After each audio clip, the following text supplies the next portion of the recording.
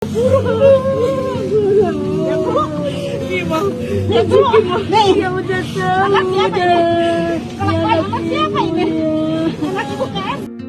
kesal tersirat dari wajah keluarga almarhum Arya Saputra terhadap keluarga ASR alias Tukul.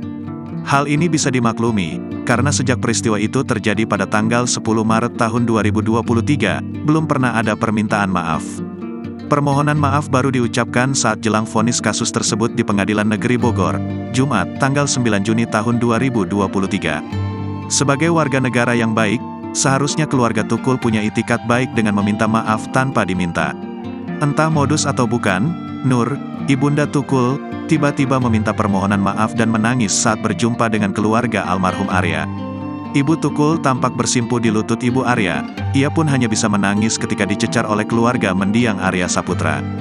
Keluarga almarhum Arya pun juga tampak serba salah, mereka akhirnya menerima permohonan maaf Ibu Tukul, meski ada rasa kesal. Perlu diketahui bahwa sidang putusan Tukul harus ditunda, lantaran hakim tidak hadir di persidangan.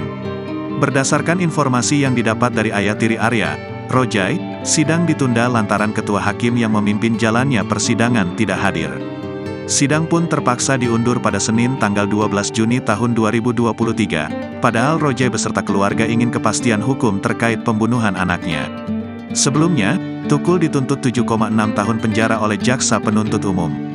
Menanggapi hal tersebut keluarga Arya merasa tidak puas, mereka ingin Tukul dipenjara maksimal 15 tahun bahkan hukum mati. Ibu, anak ibu mau dihukum berapa tahun? Tapi penjelasan dari ibu, seumur hidupnya jangan keluar-luar anak ibu ya. Sampai mati ya bu ya, permintaan hukum ya, permintaan hukum. Jangan lupa subscribe, share, komen, dan like ya.